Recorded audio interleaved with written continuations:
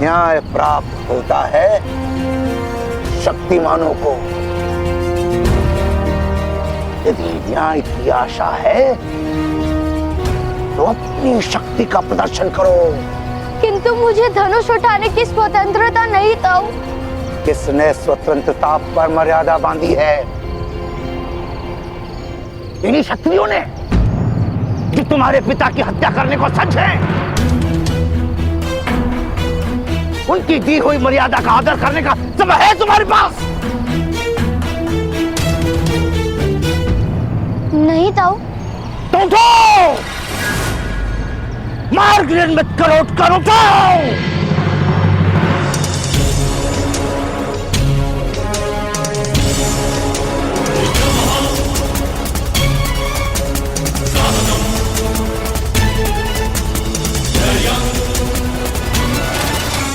अद्भुत मार्ग निकाला आपने सेनानायक महोदय। जब उद्दक्ष ने आत्मसमर्पण कर दिया तब मुझे प्रतीत हुआ कि आपकी रक्षा करना असंभव है। किंतु आपने कैसे जान लिया कि वो सूत भयभीत होकर उस बालक का साथ छोड़ देंगे? मूर्ख, एक महत्व की शिक्षा दे रहा हूँ, सदा स्मरण में रखना। शल्यक नाम का प्राणी देखा है जिसके पीठ पर बालों के स्थान पर कांटे होते हैं? साहिब ही कहते हैं उसे। इतना सा होता है, किंतु सिंह उसका आखेट नहीं कर पाता। किंतु कांटे उगाने के लिए भी साहस की आवश्यकता होती है सैनिकों। साहस के बिना शक्ति नहीं आती। ऐसा ही मनुष्य के विविध समाजों का सत्य है। नीची जाति के लोगों के पास साहस नहीं होता, इसलिए छोटे हैं। आज यदि सारा समाज एक साथ खड़ा रह जाता तो मेरा पराजय निश्चित था। किंतु सूतों को हृदय से ही अपने विजय पर विश्वास नहीं, वो क्या विजय प्राप्त करेंगे?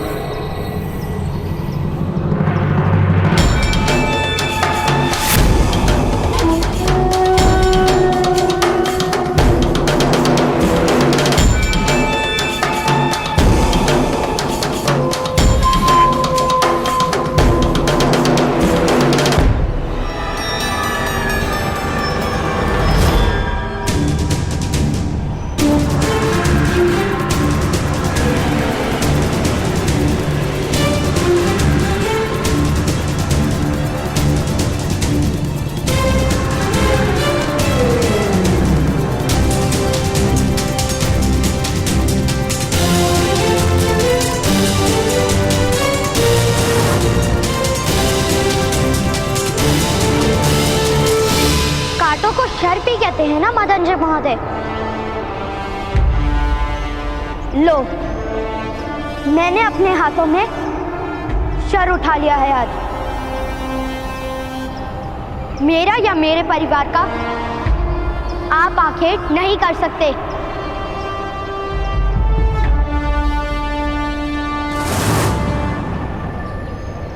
सूतपुत्र, तुमने धनुष उठाने का दुस्साहस किया।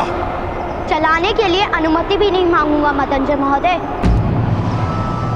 यदि जीवित रहना है तो उस पत्र पर अपनी मुद्रा अंकित कर दीजिए। स्वीकार कीजिए कि कुएं में विष डालने से लेकर अध्यक्ष महोदय की हत्या करने तक का सारा षड्यंत्र आपने रचा था।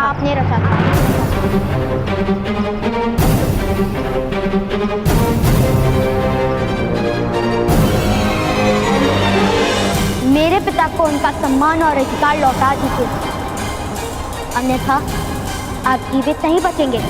सैनिकों, क्या देख रहे हो? पकड़ लो इस उद्दंड बालक को, मैं इसे अपने हाथों से ही दंड दूंगा।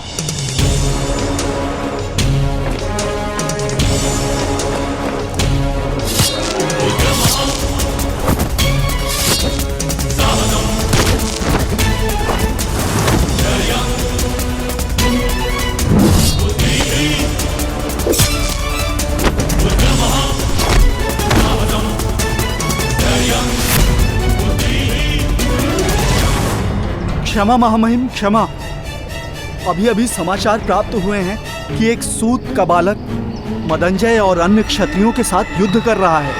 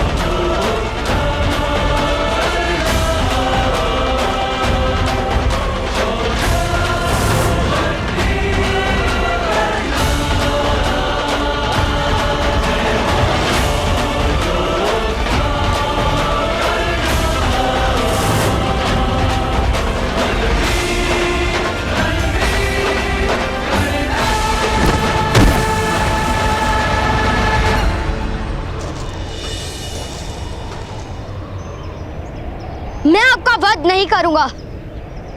आपका जीवित रहना मेरे लिए आवश्यक है।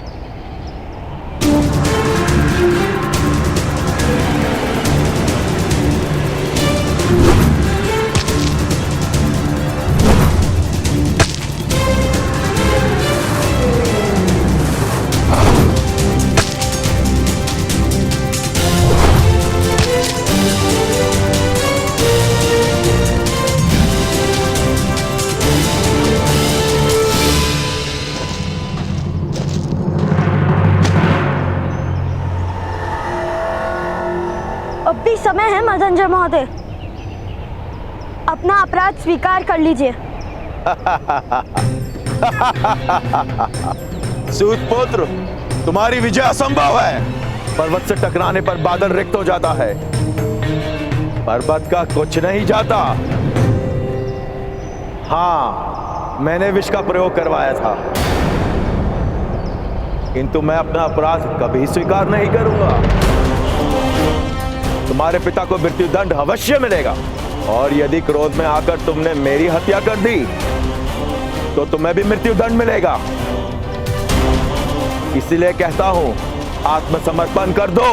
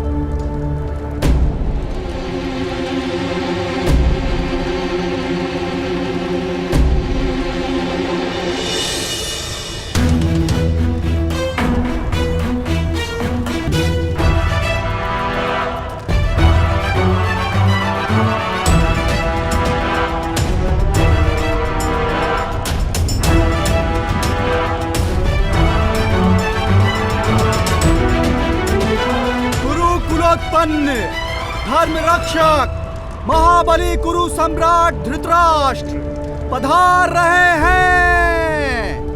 सावधान सावधान सावधान।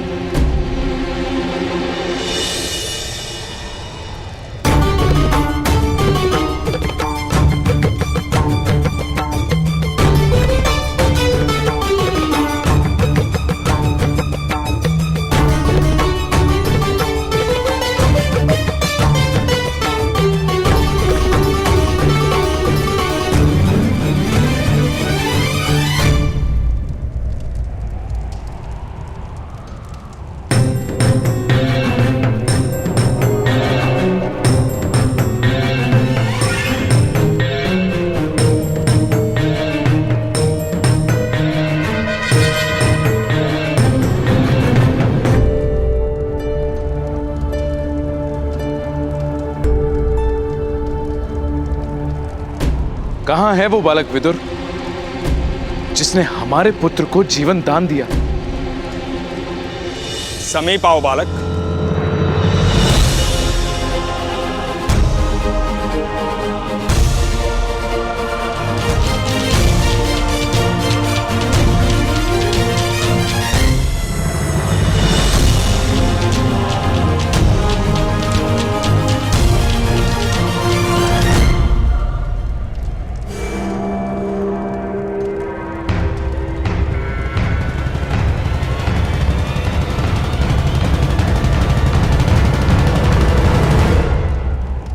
महाराज के सामने हाथ जोड़े जाते हैं।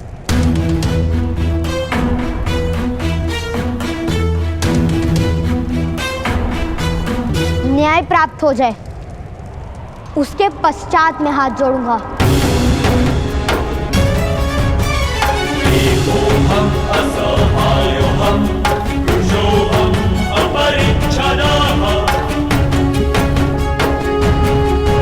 कर्ण, महाराज, ये बालक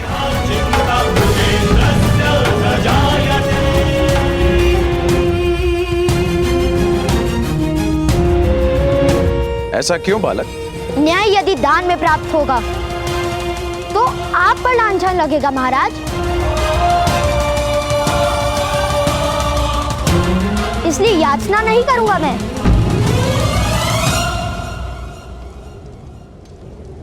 आप न्याय करेंगे, उसके पश्चात उपकार जानकर हाथ जोड़ूंगा मैं।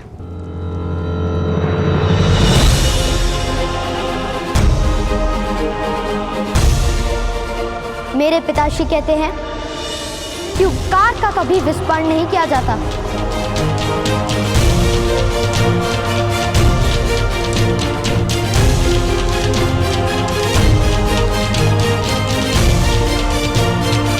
ताजश्री,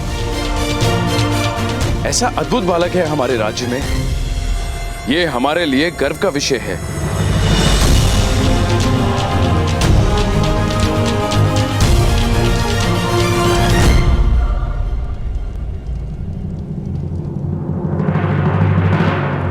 नाम क्या है तुम्हारा बालक?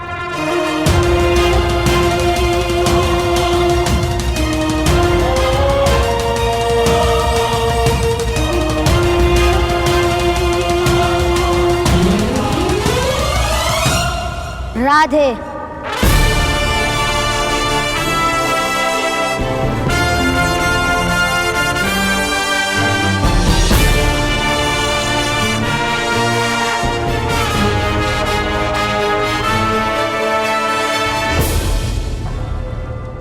राधे, माता के नाम से स्वयं का परिचय देते हो राधे?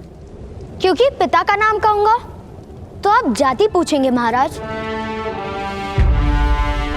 और माता का नाम कहता तो आप प्रश्न पूछते।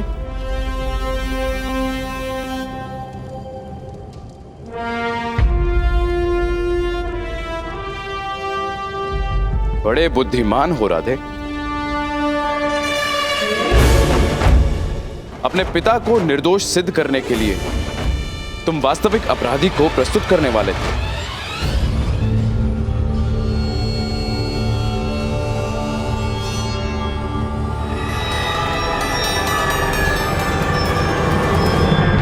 अपराध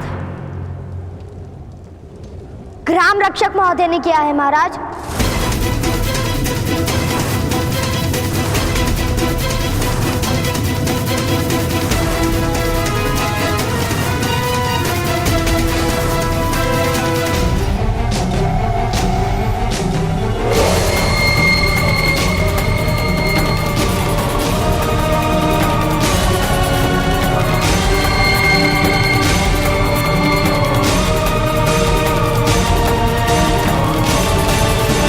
सत्य महाराज, एक बालक अपने पिता को निर्दोष माने ये तो स्वाभाविक है। मैं एक क्षत्रिय हूं, सत्ता है मेरे हाथों में, मैं क्यों किसी की हत्या करूंगा भला? तुम्हारे पास कोई ठोस प्रमाण है इस आरोप को सिद्ध करने का? मैं सत्य कहता हूं, सत्य से बड़ा क्या प्रमाण हो सकता है? महाराज, मदनजय यथार्थ कह रहा है। एक शक्तिमान मनुष्य को असत्य बोलने की और गुप्त रूप से हत्या करने की कोई आवश्यकता नहीं। किंतु सारे ग्रामजनों ने सुना था।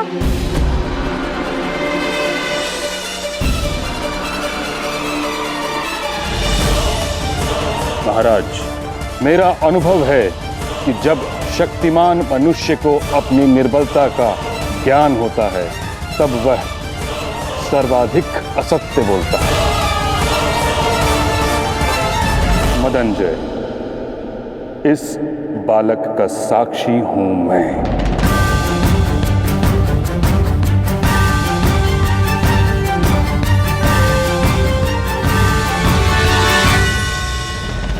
तुम्हारे बंधन काटने से पूर्व मैंने स्वयं तुम्हारे शब्दों में तुम्हें स्वीकार करते हुए सुना है कि ये विष प्रयोग तुमने कराया है।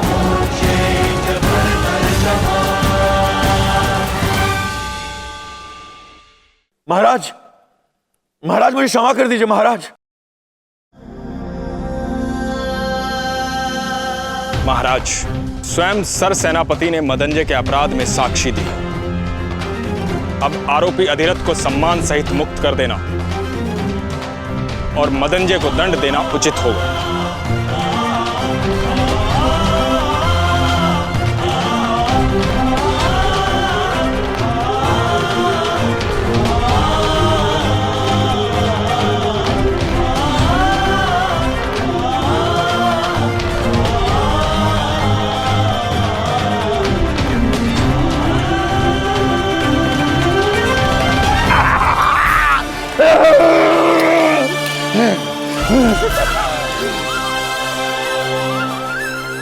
तुम्हारे साहस और विश्वास की विजय हुई। कर्णपुत्र, गर्व है मुझे तुम पर। किंतु मदंजय को तो दंड नहीं मिलेगा। पुत्र, वो महाराज का प्रश्न है। हमने न्याय मांगा था, प्रतिशोध नहीं। कर्णपुत्र, महाराज को प्रणाम करो और घर चलो।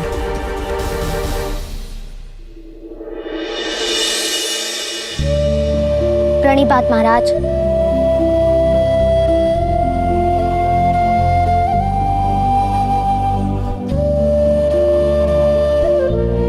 ठहरो सूतपुत्र।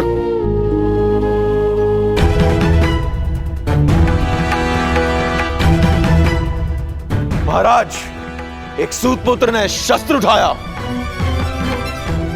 उसका न्याय कैसे होगा? मदंजय, हमारे यहां अपराधी को बोलने का अधिकार नहीं है।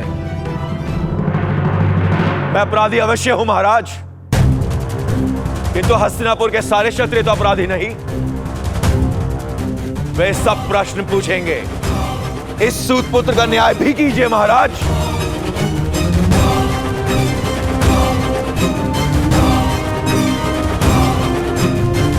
महाराज, सूतपुत्र ने शस्त्र उठाने का अपराध किया है। यदि सारा समाज शस्त्र उठाएगा तो व्यवस्था का क्या होगा? न्याय कीजिए महाराज। न्याय कीजिए महाराज। न्याय कीजिए महाराज। न्याय कीजिए महाराज। न्याय कीजिए महाराज। न्याय कीजिए महाराज। न्याय कीजिए महाराज। राज्य के क्षत्रियों को असंतोष होगा तो राष्ट्र को लाभ नहीं होगा। मौन रहो मदंजय। महाराज को भय दिखाने का साहस मत करो। जब मेरी मृत्यु निश्चित ही है तो भय किस बात का? महाराज, समग्र क्षत्रिय समाज विद्रोह कर देगा।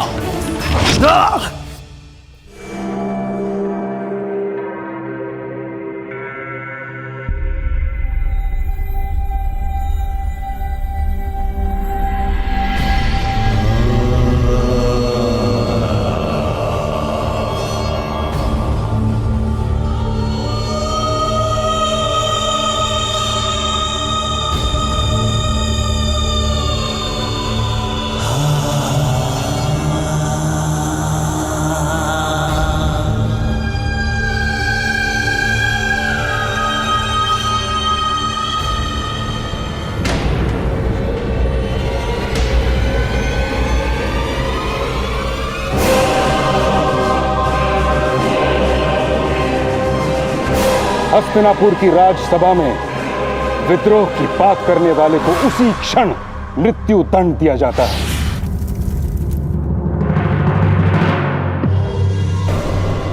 है कोई और क्षत्रिय जो विद्रोह की पाक करने का इच्छुक हो।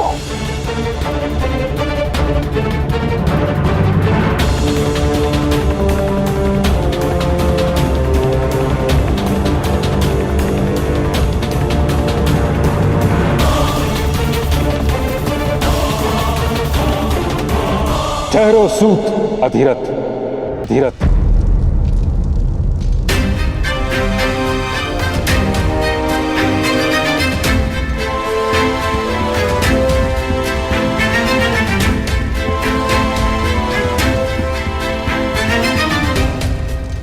ये सत्य है महाराज कि मदनजय अपराधी था और जो दंड उसको मिला है वह उचित है। सत्य है कि इस बालक ने राज परिवार पर उपकार किया है। यह भी सत्य है कि इसका साहस और आत्मविश्वास अद्भुत है। सत्य के प्रति इसकी निष्ठा और सामर्थ्य पर कोई संदेह नहीं। किंतु महाराज, कि समाज केवल एक व्यक्ति से नहीं बनता। राज्य के सभी मनुष्य को संतोष प्राप्त हो, यह भी तो अनिवार्य है। और यह केवल तभी हो सकता है जब व्यवस्था का पालन हो तथा परंपरा का निर्वाह अनिवार्य है। यदि व्यवस्था टूटती है तो समाज में विद्रोह उत्पन्न होता है और हर प्रकार के विद्रोह को बल से शांत भी तो नहीं किया जा सकता। तात्पर्य तात्श्री, सूत के पुत्र को शस्त्र उठाने का अधिकार नहीं, उसे दंड देना ही होगा।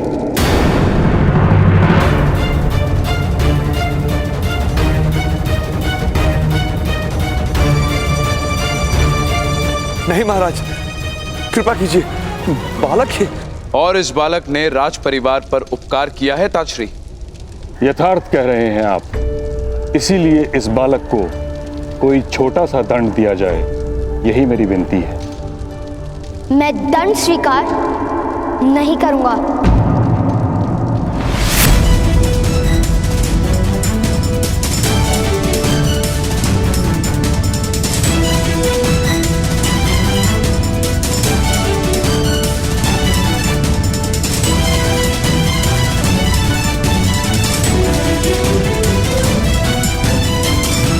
पुत्रकर्ण, मौन रहो।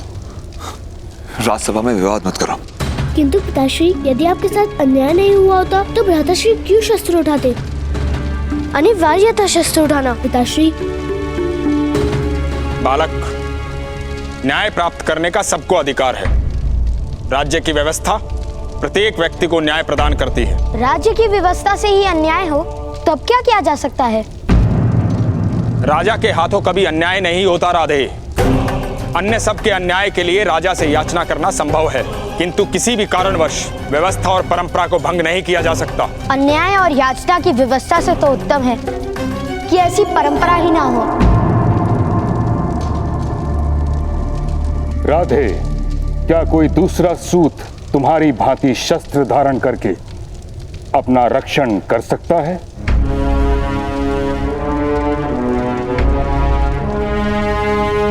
नहीं कर सकता। यदि उनको अपनी रक्षा का भार सौंप दिया जाए तो समस्त सूत समाज नष्ट हो जाएगा। उनकी रक्षा कौन करेगा? सूतों को शस्त्र का अधिकार नहीं, इसलिए ज्ञान नहीं।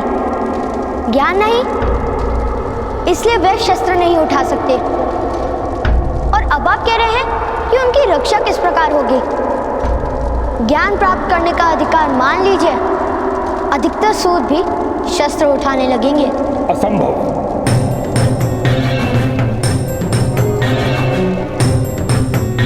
मरुभूमि में हरेक वृक्ष पर कांटे होते हैं, किंतु वन में प्रत्येक वृक्ष पर कांटे नहीं होते। वैसे ही मनुष्य एक समाज में रहता है और समाज में हर व्यक्ति को हर प्रकार का अधिकार नहीं दिया जा सकता। और ये निश्चित कौन करता है? परंपरा। परंपरा कोई एक व्यक्ति निर्मित नहीं करता, सहस्त्रों वर्ष से निश्चित होती आई है। समाज के इतिहास के अनुभवों से बनती है परंपरा। राजा केवल उसका वहन करता है। जब मैं जीवित नहीं था तब किसी ने किस प्रकार जाना होगा कि मैं कौन हूँ, मेरी स्थिति क्या है, मेरी इच्छाएं क्या हैं। उस समय की बनी परंपराओं को मैं आज क्यों स्वीकार करूं?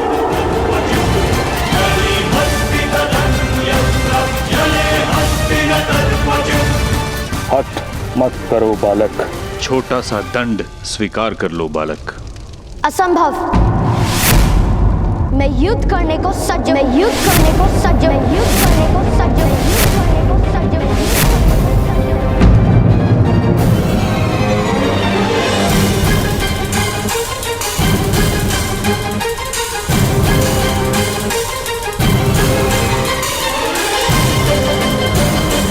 कर्ण, विद्रोह नहीं कर सकते तुम। महाराज, महामहिम, महामंत्री, मेरे पुत्र को क्षमा कर दीजिए। इसने विद्रोह किया है महाराज, इसे दंड मिलना चाहिए, मृत्यु दंड। इस सूत के बालक को मृत्यु दंड दीजिए। मृत्यु दंड दीजिए, मृत्यु दंड दीजिए, मृत्यु दंड दीजिए, मृत्यु दंड दीजिए, मृत्यु दंड दीजिए, मृत्यु दंड, मृत्यु दंड दीजिए, मृत्यु दंड दीजिए, मृत्यु दंड दीजिए, मृत्यु दंड दीजिए, मृत्यु दंड दीजिए, मृत्यु दंड, मृत्यु दंड दीजिए, मृत्यु दंड दीजिए। किसी में शक्ति हो तो दीजिए मृत्यु दंड।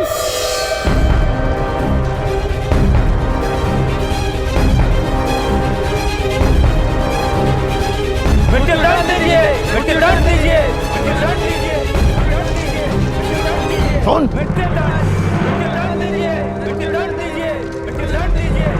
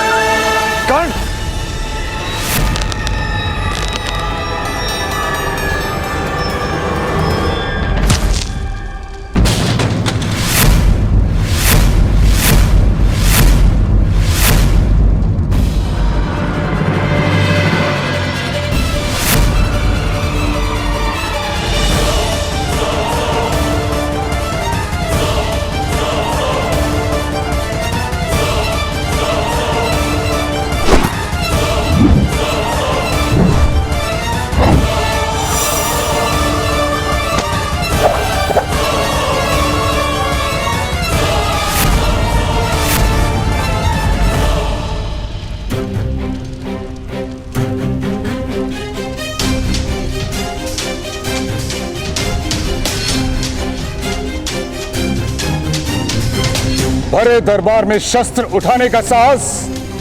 यदि आज तुम्हें क्षमा कर दिया तो कल ये कोई और करेगा इस राज्यसभा में।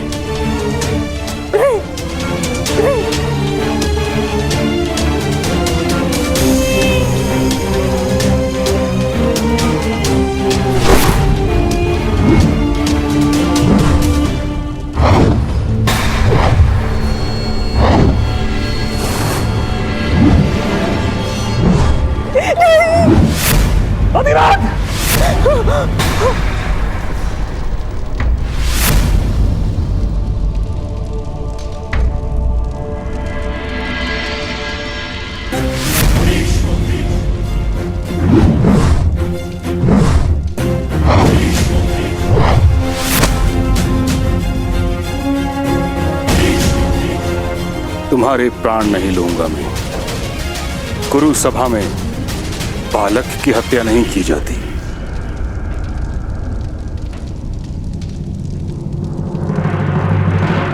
अधिरथ,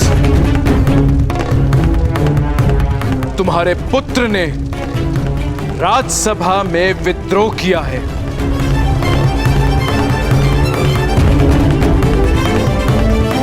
किंतु उसने मेरे पुत्रों को जीवन भी दिया है।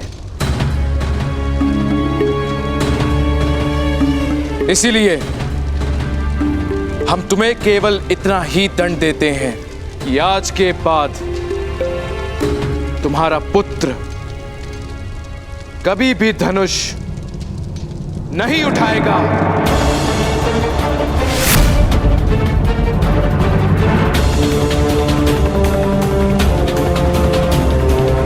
सूतों के लिए बनी परंपरा का वहन करेगा, और यदि ऐसा नहीं हुआ तो तुम स्वयं अपने पुत्र को हस्तिनापुर और कुरु राष्ट्र से निष्कासित कर दोगे।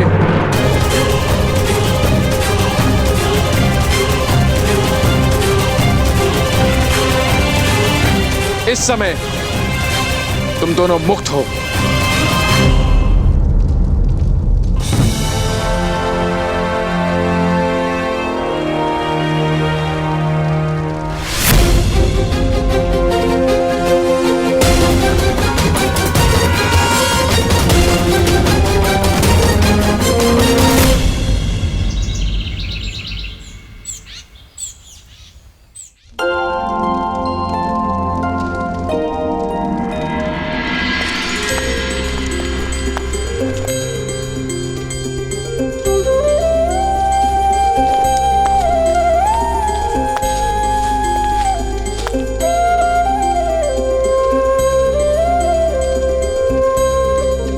माता, मैं आरती करूं? अवश्य वैशाली, तुम्हारा तो सबसे पहले अधिकार है। जब हम बड़ों का विश्वास टूट गया था, तब तुम मित्रों ने ही तो साथ दिया कर्ण का।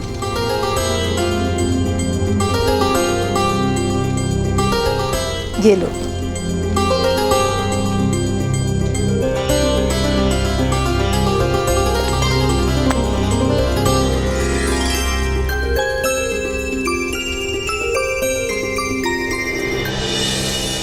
आज के बाद तुम्हारा पुत्र कभी भी धनुष नहीं उठाएगा।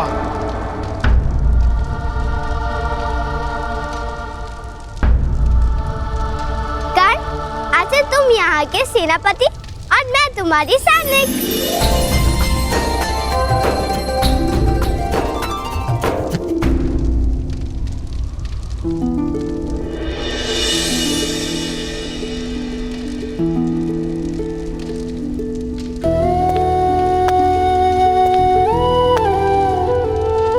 पुत्र कर्ण,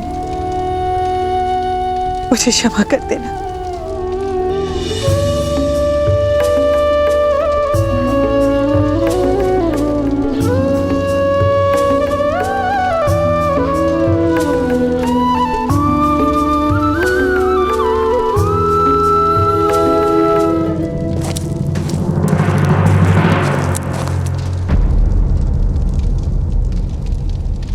सूत अधिरथ, आपको महामहिम भीष्म ने बुलाया है। सूर्योदय के समय गंगा के पावन घाट पर प्रातः स्नान हेतु महामहिम नित्य जाते हैं। कल प्रातः काल आपको वहीं आने का आदेश है। अवश्य।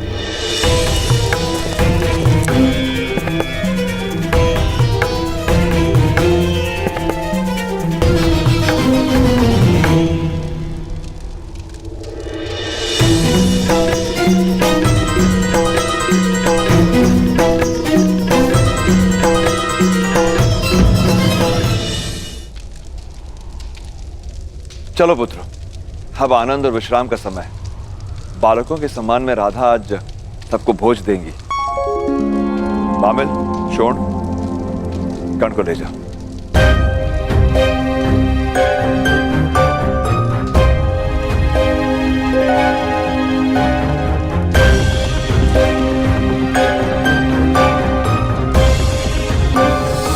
कर्ण का दुख आज अनन्य है अधिरथ।